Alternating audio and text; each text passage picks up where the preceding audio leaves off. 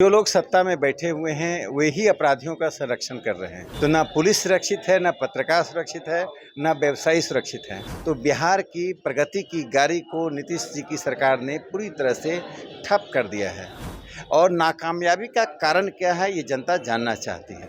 बिहार के अपराध को सत्ता का संरक्षण मिल रहा है, इसी को हम राक्षसी प्रवृत्ति कहते हैं। सनातन धर्म के बिना भारत की कल्पना नहीं की जा सकती है। और मैं इनको बता दूं, राष्ट्रीय जनता दल का आधार ही जातिगत और सांप्रदायिक राजनीति है।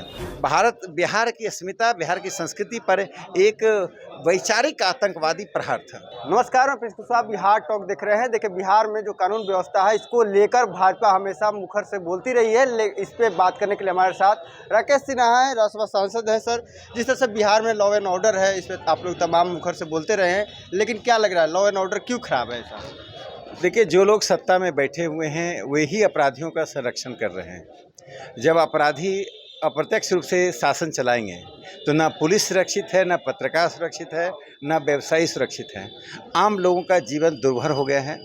जिस राज्य में कानून व्यवस्था न हो वहाँ विकास का काम ठप पड़ जाता है, बाहर का निवेश नहीं आ पाता है।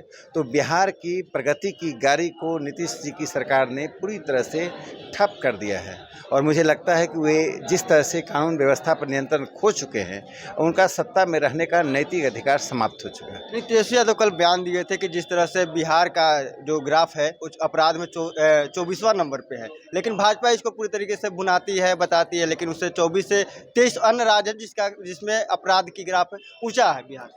बिहार की तुलना यदि नाइजीरिया से भी कर लें तो ग्राफ और ऊपर नीचे हो जाएगा। देखिए, सवाल यह नहीं उठता है। सवाल उठता है कि जिस राज्य में आपको सत्ता दी गई है उस राज्य के नागरिकों को आप सुरक्षित रखने में कामयाब हैं या नहीं है, और नाकामयाबी का कारण क्या है ये जनता जानना चाहती है।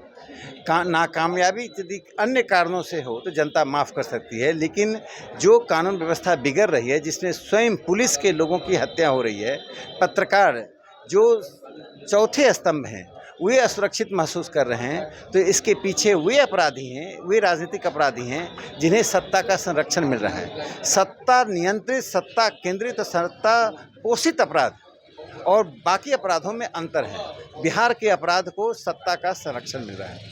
आरजेडी के वरिष्ठ नेता हैं शिवानंद तिवारी, सनातन धर्म को लेकर बयान जो दिए उनको उसको आप कैसे देखते हैं? देखिए, शिवानंद तिवारी से ऐसी अपेक्षा नहीं थी।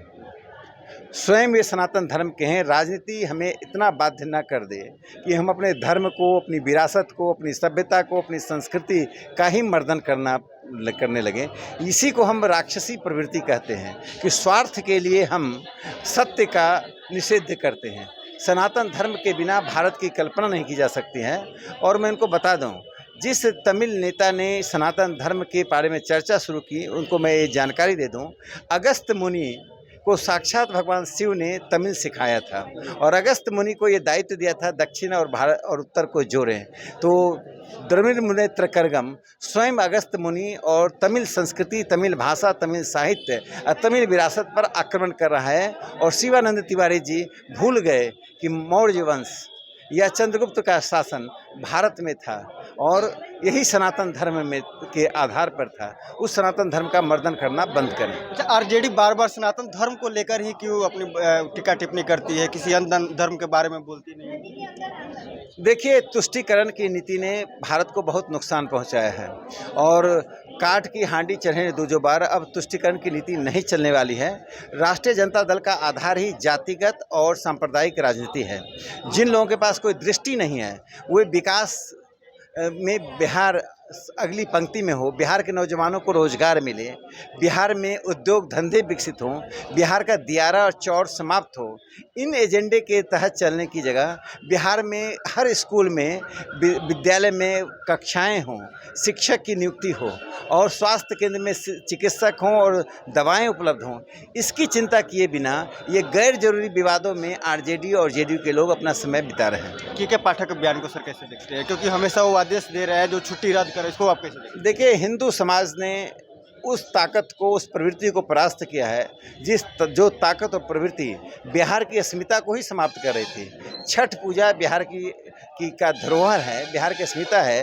छठ को यूनेस्को ने स्वीकार किया है, जिसको यूनेस्को मान्यता दे रही है, और बिहार का छठ पूरे हिंदुस्तान में और दुनिया के अन्य हिस्सों में फैल रहा है, उसी के जड़ पर प्रहार किया जा रहा था। ये कोई सामान्य प्रहार नहीं था, यह सामान्य तुष्टिकर नहीं था। यह बिहार की अस्मिता, बिहार की संस्कृति पर एक वैचारिक आतंकवादी प्रहार था। अब देख सकते हैं राकेश सिन्हा थे जो राज्यसभा सांसद, इन्होंने के पाठक को लेकर बोला कि जिस तरह से ये लोग सनातन धर्म को लेकर ये लोग प्रहार कर रहे हैं, और इसके साथ ही बिहार में बढ़ रहे अपराध को लेकर बोला कि जिस तरह से ये लोग अपराध को बढ़ावा दे रहे हैं। बिहार में पत्रकार हो या पुलिस हो या आम आदमी हो, कोई सुरक्षित नहीं है। बहरहाल इस पर में इतना ही। इसी तरह तमाम खबरों के लिए बने रहे। अब बिहार टॉक देख रहे हैं। ऐसे ही खबरों के लिए जुड़े रहे बिहार टॉक से। यूट्यूब पर लाइक और सब्सक्राइब करें, बेल आइकन जरूर दबाएं। फेसबुक, ट्विटर और इंस्टा पर फॉलो करें। धन्यवाद।